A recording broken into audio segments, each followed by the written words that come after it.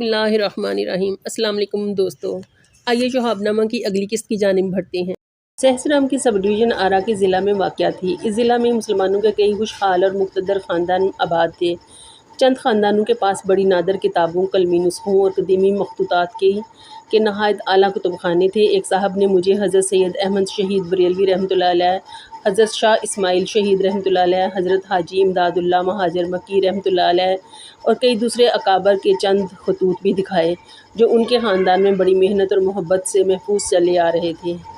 ان نوادرات میں ایک تعویذ بھی تھا جو 1857 کی جنگ آزادی کے دوران کسی بزرگ نے مجاہدین میں تقسیم کیا تھا۔ اس تعویذ کے متعلق روایت تھی، اسے بازو پر باندھ کر جو شخص انگریزی فوج کا مقابلہ کرتا تھا اسے کوئی گزند نہ پہنچتی تھی۔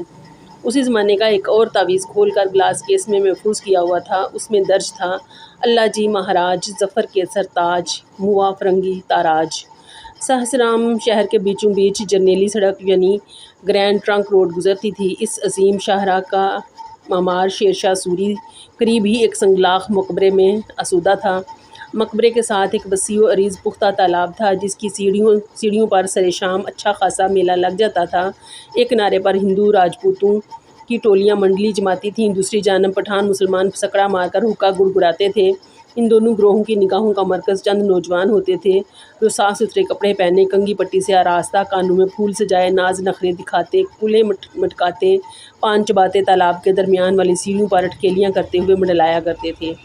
شیر شاہ سوری کے مقبرے کے ارد گرد جتنی زرعی اراضی تھی وہ تقریباً سب کی سب سید الطاف حسین شاہ کے قبضے میں تھی۔ شاہ صاحب ایس ڈی او کے ہیڈ اردلی تھے۔ جو ایس ڈی او بھی سہسرام میں اپنا وقت پورا کر کے تبدیل ہوتا تھا۔ سید الطاف حسین شاہ جاتے جاتے اس سے اپنی خدمت گزاری کا واسطہ دے کر مقبرے کے ساتھ والی سرکاری زمین کا کچھ حصہ بخشش کے طور پر اپنے نام طویل ٹھیکے پر منتقل کروا لیتے تھے۔ چنانچہ اب ان کا شمار شہر کے اچھے خاصے ذمہ داروں میں ہوتا تھا۔ چند برس پہلے وہ اپنے وارڈ سے سہسرام میونسپلٹی کے میونسپل کمشنر بھی بڑی باقاعدگی سے نامزد ہو رہے تھے۔ ایس ڈی او کے دفتر میں ایک کانفیڈینشیل فائل تھی جس میں تقریباً ہر ایس ڈی او کی یہ پرزور سفارش تھی کہ جب سید الطاف حسین شاہ ہیڈ اردلی کے عہدے سے ریٹائر ہوں تو انہیں خان صاحب کے خطاب سے ضرور سرفراز کیا جائے۔ درمیانہ قد، چھجے دار کھچڑی داڑھی، کلف سے تازہ دم ترے والی ٹوپی، چست اچکن، اس کے نیچے وضع دار توند، تنگ پائنچوں کی سفید شلوار، کمر کے گرد اپنے عہدے کی پٹی، کندھے پر شالی رومال، آنکھوں میں جلالی قسم کی سرخی، چہرے پر خشونت گزید متانت۔ سید الطاف حسین پر نظر پڑتے ہی یوں لگتا تھا جیسے کوئی ہزاری دو ہزاری درجے کا سردار ابھی کسی مغلیہ دربار سے عتاب شاہی کا پروانہ لے کر برآمد ہوا ہو۔ اس کے چہرے پر مسکراہٹ نے کبھی بھول کر بھی گزر نہ کیا تھا۔ گفتگو میں اس کا انداز درباری، الفاظ ثقیل اور لہجہ گرجدار ہوتا تھا۔ اگر میں کبھی دفتر میں بیٹھا فائلیں دیکھ رہا ہوتا تھا اور کوئی ملاقاتی آ جاتا تو الطاف حسین شاہ انہیں یہ کہہ کر واپس کر دیتا تھا کہ صاحب بہادر اس وقت امور سلطنت میں مصروف ہیں۔ کچہری کا وقت قریب آتا تھا تو وہ بڑی رازداری سے سرگوشی کر کے مجھے خبردار کر دیتا تھا: حضور نزول اجلاس کی ساعت آ گئی ہے۔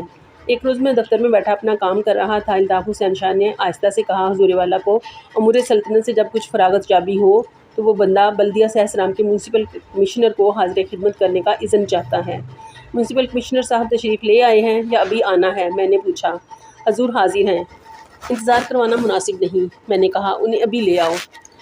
الطاف حسین شاہ کمرے سے باہر گیا، ہیڈ اردلی کی پٹی اتاری، کمر کے ساتھ سبز ململ کا پٹکا باندھا، کندھے پر شالی رومال ڈالا اور واپس آ کر مجھے جھک کر سلام کیا: حضور بندہ بلدیہ سہسرام کے میونسپل کمشنر حاضر خدمت ہے۔ میں نے اٹھ کر اس کے ساتھ ہاتھ ملایا، کرسی پیش کی اور کوئی آدھا گھنٹہ تک ہمارے درمیان سہسرام میونسپل کمیٹی کے کچھ مسائل پر پرمغز تبادلہ خیال ہوا۔ اس انٹرویو کے بعد الطاف حسین نے میرا شکریہ ادا کیا، ہاتھ ملا کر رخصت ہوا اور ہیڈ اردلی کی پٹی باندھ کر پھر اپنی ڈیوٹی پر استادہ ہو گیا۔ سید الطاف حسین شاہ کے علاوہ میرے عملے میں عبد الکریم خان نام کے ایک اور مرغے زریں بھی تھے۔ یہ صاحب ڈپٹی کلکٹر کے طور پر ملازمت میں داخل ہوئے تھے اور پورے 30 برس کی سروس کے بعد عین اسی عہدہ جلیلہ سے ریٹائرڈ ہونے والے تھے۔ ساری عمر ان کے ضمیر نے ترقی کی خواہش کا بوجھ اٹھانے کی زحمت گوارا نہیں کی تھی۔ اگر دل میں کبھی ایسی کوئی ہرس پیدا بھی ہوئی تو دماغ نے اس کا ساتھ دینے سے صاف انکار کر دیا۔ وہ خوش گپیوں، لاف زنیوں، چائے پر چائے پینے، پان پر پان چبانے اور میز پر سر ٹکا کر اونگنے میں اس قدر مصروف رہتے تھے کہ دفتر کے کام کاج کی طرف توجہ دینے کا کبھی ٹائم ہی نہیں ملتا تھا، لیکن اپنی ملازمت کے آخری برس کے دوران ان کے دل و دماغ پر ایک آرزو ایسی شدت سے چھا گئی تھی، جس طرح ملیریا کے مریض پر بے اختیار کب کبھی طاری ہو جاتی ہے۔ ان کی تمنا تھی کہ پنشن پر رخصت ہونے سے پہلے کسی طرح ان کو خان صاحب کا خطاب مل جائے۔ جناب عالی عبدالکریم خان صاحب فرمایا کرتے تھے، خاکسار نے ساری عمر خون پسینہ ایک کر کے حکومت عالیہ کا حق نمک ادا کیا ہے۔ اب اگر بے خطاب کے لنڈورا ہی گاؤں واپس چلا گیا تو انگشت نمائی ہوگی۔ لونڈا دھوپ میں بال سفید کرا کے خالی ہاتھ لٹکائے لوٹ آیا ہے۔ جناب عالی، اس میں حکومت کی اپنی جو بدنامی ہے اس کا ذکر خاکسار لب پر لانے سے شرماتا ہے۔ ان دنوں سر فرانسس موڈی صوبہ بہار کے قائم مقام گورنر مقرر ہو کر نئے آئے تھے۔ انہوں نے اپنے کچھ دوستوں کے ساتھ کرسمس منانے کے لیے راہتاس فورٹ کو منتخب کیا تھا۔ سہسرام سے کچھ دور ایک دشوار گزار پہاڑی پر گھنے جنگلات میں گرا ہوا یہ ایک پرفضا مقام تھا، جس کی تسخیر کے لیے شیر شاہ سوری اور راجہ راہتاس کے درمیان جنگی مارکوں کے عجیب و غریب افسانے مسلمانوں اور ہندوؤں میں اپنے اپنے رنگ میں مشہور تھے۔ انگریز افسروں میں یہاں کی شکارگاہیں بڑی مقبول تھیں اور صوبہ کے گورنر دوسرے تیسرے سال یہاں کرسمس کیمپ لگایا کرتے تھے۔ عبدالکریم خان صاحب کے کان میں سر فرانسس موڈی کے پروگرام کی بھنک پڑی تو وہ میرے پاس آئے کہ اس بار گورنر کے کیمپ کا پورا انتظام ان کے سپرد کر دیا جائے۔ سب ڈویژن کے باقی افسر ان کے اس مطالبے کی شدید مخالفت کر رہے تھے اور دل کھول کر مذاق بھی اڑا رہے تھے۔ سب نے باری باری مجھے خان صاحب کی نااہلی، سستی، کاہلی، کام چوری اور تن آسانی کی جملہ تفصیلات سے اثر نو آگاہ کیا اور گورنر کیمپ میں کسی بد انتظامی کے خطرناک عواقب سے بھی حسب توفیق خوفزدہ کرنے کی کوشش کی، لیکن میں نے کیمپ کا چارج عبدالکریم صاحب کے ہی سپرد کر دیا اور اس شرط پر سپرد کیا کہ کیمپ کے اخراجات کے لیے تاجروں اور ذمہ داروں سے کسی قسم کا کوئی چندہ وصول نہ کیا جائے گا، بلکہ گورنر کے ملٹری سیکرٹری کو صحیح بل دے کر پورا حساب بے باک کرنا پڑے گا، ورنہ اب تک رسم یہی بندی چلی آ رہی تھی کہ صوبائی گورنر یا دوسرے بڑے افسر راہتاس فورٹ میں کیمپ لگاتے تھے، شکار کھیلتے تھے اور کچھ گفتی اور کچھ ناگفتی دادے عیش دے کر ہنسی خوشی رخصت ہو جاتے تھے۔ سب ڈویژن کا کوئی افسر ان کے آرام و آسائش کا ہر ممکن خیال رکھنے پر مامور ہو جاتا تھا۔ کیمپ کے اختتام پر وہ ایک علامتی سا بل پیش کر کے قدرے قلیل سی رقم وصول کرتا تھا اور مہمان خانے کے رجسٹر میں آل بلز پیڈ کا باضابطہ اندراج ہو جاتا تھا۔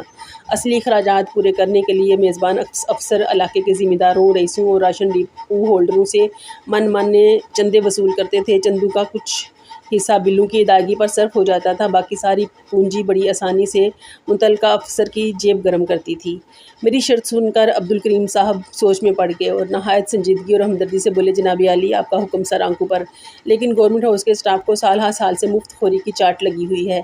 اس نئے بندوبست پر وہ ضرور بدکیں گے اور لاٹ صاحب بہادر کے حضور میں بھی لگائی بجھائی کرنے سے باز نہیں آئیں گے۔ جناب عالی، خاکسار فکر مند ہے کہ آپ کی نیک نامی پر اس وجہ سے خواہ مخواہ کوئی دھبا نہ آئے۔ میں نے ان کی ڈھارس بندھائی کہ بل تو لاٹ صاحب ہی ادا کریں گے، اس وجہ سے کسی پر کوئی آنچ نہ آئے گی، البتہ اگر کیمپ کے بندوبست میں کوئی کوتاہی یا خرابی واقع ہوئی تو کچھ عجب نہیں کہ اپنی پنشن سے ہاتھ دھونا پڑے۔ عبدالکریم صاحب نے ایک جھرجھری لی اور پھر لنگر لنگوٹ کس کر کیمپ کے انتظام میں جت گئے۔ اب کیا تھا، اللہ دے اور بندہ لے۔ اپنی 30 سالہ ملازمت کے دوران وہ جن انتظامی صلاحیتوں کو بچا کر رکھتے چلے آئے تھے، یکایک وہ انہیں اس حرکت میں لے آئے جیسے مداری خالی پٹاری سے پے در پے زندہ کبوتر برآمد کرنے لگتا ہے۔ سب سے پہلے انہوں نے کیمپ کے سارے ملازموں، خاکروبوں، کلیوں، مالیوں اور بھشتیوں کے لیے نیلے رنگ کی نئی وردیاں سلوائیں۔ وہ زمانہ انگریزوں کے لیے جنگ عظیم کا تاریک دور تھا۔ اپنی قوم کے حوصلے بلند رکھنے کے لیے ونسٹن چرچل نے وی فار وکٹری کا نشان عام کر رکھا تھا۔ چرچل کی پیروی میں عبدالکریم خان نے بھی انگریز مہمانوں کے استقبال کے لیے یہی دلکش خوش کن نشان وسیع پیمانے پر اپنایا۔ نیلی وردیوں کے آگے پیچھے اور کندھوں پر وی کے سفید نشان بڑی خوش اسلوبی سے سلے ہوئے تھے۔ ٹوپیوں پر بھی دائیں بائیں یہی نشان تھے۔ راہتاس فورٹ کی دشوار گزار چڑھائی چڑھنے کے لیے میموں کے لیے دھلنوں والی ڈولیاں فراہم کی گئی تھیں۔ ڈولیوں کے کوہار بھی سر تا پا وی کے نشان والے نئے کپڑوں میں ملبوس تھے۔ کیمپ میں چاروں طرف بجلی کے سینکڑوں رنگین بلب جا بجا وی کی صورت میں آویزاں کیے گئے تھے اور ہر صبح مہمانوں کے خیموں میں تازہ پھولوں کے جو گلدستے سجائے جاتے تھے وہ بھی وی کی صورت میں بنے ہوئے تھے۔ صبح شام دن دوپہر جس طرف بھی نگاہ اٹھتی تھی، ہر جانب وی فار وکٹری کا دل فریب نشان ہی غنچۂ امید کی طرح کھلا ہوا نظر آتا تھا۔ اس طرح معزز مہمانوں کی ذہنی آسودگی کی خاطر خواطرہ بندوبست کرنے کے بعد عبدالکریم صاحب نے اپنی توجہ کی لگام ان کے لیے لذت کام و دہن کی طرف موڑی۔ اس میدان میں بھی انہوں نے پیشہ ورانہ مہارت کے ایسے ہاتھ دکھائے کہ گورنر سے لے کر گورنمنٹ ہاؤس کے بٹلر اور بیرے تک باختیار اشش کر اٹھے۔ کلکتہ سے ایک ٹرین صبح سہسرام سے گزرتی تھی اور دوسری شام کے وقت آتی تھی۔ ہر ٹرین سے عبدالکریم صاحب کا ہرکارہ کلکتہ سے تازہ بتازہ سامان لے کر صبح و شام بڑی باقاعدگی کے ساتھ راہتاز پورٹ پہنچ جاتا تھا۔ آرمی اینڈ نیوی اسٹور سے کپر، ہیرنگ، اسموکڈ سالمن، تازہ بیکٹی، پامفرے اور ہلسا مچھلی، بائٹ اینڈ لیڈلا سے تازہ مکھن اور پنیر، فرپوز کے کیک اور پیسٹری، گریٹ ایسٹرن کے کولڈ چکن اور اسٹیک، ٹولی گنج مارکیٹ کی تازہ سبزیاں اور پھل، شیمپین کی بوتلیں، ٹھنڈی کرنے کے لیے برف کی سیلیں، اس قسم کی ساری نعمتیں راہتاز پورٹ کے دور افتادہ کیمپ میں روز کے روز ایسی پابندی سے فراہم ہوتی تھیں کہ پٹنہ کے گورنمنٹ ہاؤس کو بھی شاید ہی کبھی نصیب ہوئی ہوں۔ شام پڑتے ہی کیمپ کے کھلے میدان میں لکڑی کے بہت سے بڑے بڑے کندوں کا ڈھیر لگ جاتا تھا اور وہاں ایک عظیم الشان الاؤ سلگا دیا جاتا تھا۔ ڈنر اور ڈانس کے بعد سب مہمان اپنے ہاتھوں میں شیمپین کے جام اٹھائے باہر آ جاتے تھے اور کچھ دیر تک الاؤ کے گردا گرد چہل قدمی کرتے تھے۔ محفل برخاست ہونے سے پہلے عبدالکریم خان صاحب کیمپ کے ایک کنارے سے چند راکٹ ہوا میں چھوڑتے تھے جو انہوں نے پٹنہ کے ایک باکمال آتش باز سے بنوا رکھے تھے۔ راکٹ زوں کر کے چھوٹتے تھے اور کافی بلندی پر جا کر ٹھا کر کے پھٹ جاتے تھے۔ راکٹ پھٹتے ہی ان سے رنگ برنگی پھلجھڑیوں کی پھوار برسنے لگتی تھی جو بڑی نفاست سے وی کی شکل بناتی ہوئی رفتہ رفتہ فضا میں تحلیل ہو جاتی۔ یہ روح پرور نظارہ دیکھنے کے بعد ڈنر، ڈانس اور شیمپین سے گرمائے ہوئے اجسام نفس مطمئنہ کی طرح شاداں فراں اپنے اپنے خیموں کی راہ لیتے تھے۔ ان دنوں انگریزوں کو محاذ جنگ پر شکست ہی شکست ہو رہی تھی، لیکن عبدالکریم صاحب کے فیض سے ہمارے عزیز مہمانوں کو راہتاز کے خوشنما جنگل میں فتح و نصرت کا منگل ہی منگل دکھائی پڑتا تھا۔ کرسمس کے روز گورنر نے مجھے بھی رات کے کھانے پر مدعو کیا۔ ڈنر کے بعد باقی مہمان تو باری باری اٹھ کر ڈانس والے خیمے میں چلے گئے، لیکن گورنر اور مس میک کوئن میرے ساتھ ہی کھانے کی میز پر بیٹھے رہے۔ مس میک کوئن چوڑے چکلے بدن کی، قدرے فربہی مائل، کافی خوبصورت اور ہسمکھ خاتون تھیں۔ دراصل وہ سر فرانسس موڈی کی مسٹریس تھیں، لیکن حفظ مراتب کے خیال سے عرف عام میں اسے گورنر کی بھتیجی ہی کہا جاتا تھا۔ گورنمنٹ ہاؤس کی تقریبات میں وہ اکثر خاتون اول کے فرائض سر انجام دیا کرتی تھیں۔ گورنر کے دل اور دفتر دونوں پر اس کی حکمرانی یکساں تھی۔ جب ہم ٹیبل پر اکیلے رہ گئے تو مس میک کوئن نے مجھے مخاطب کر کے کہا، میری سمجھ میں نہیں آتا کہ میں آپ کا شکریہ ادا کیسے کروں۔ جب سے میں اس کیمپ میں آئی ہوں مجھے تو یوں محسوس ہوتا ہے جیسے میں کسی فیئری لینڈ میں آ گئی ہوں۔ سر فرانسس موڈی بھی مسکرائے اور بولے، اپنی سروس کے ابتدائی دور میں ہم نے بھی کئی گورنروں کے کیمپ بھگتائے ہیں، لیکن ایسا شاندار بندوبست تو ہمیں کبھی نہیں سوجا۔ اچھے گورنروں کا قاعدہ ہے کہ جب وہ کسی کام کی تعریف کرتے ہیں تو ساتھ ہی ساتھ احتیاطاً اس کے چند نقائص بھی گنوا دیتے ہیں۔ میں نے کوشش تو ضرور کی اس کیمپ کے کچھ نقائص پکڑوں، لیکن کامیاب نہ ہو سکا۔ اتنا کہہ کر سر فرانسس نے اپنا ہاتھ میرے کندھے پر رکھا اور شرارت سے میں اپنے چہرے پر سنجیدگی طاری کر کے کہا، اس کا یہ مطلب ہرگز نہیں کہ میں اچھا گورنر نہیں ہوں، بلکہ اس کا مطلب یہ ہے کہ تم نہایت اچھے SDO ہو۔ میں نے انتہائی خلوص اور سچائی سے گورنر اور مس میک کوئن کو یقین دلایا کہ کیمپ کے بندوبست میں میرا کوئی دخل نہیں ہے، بلکہ یہ سب کیا درا آفیسر انچارج عبدالکریم خان کے حسن انتظام کا نتیجہ ہے۔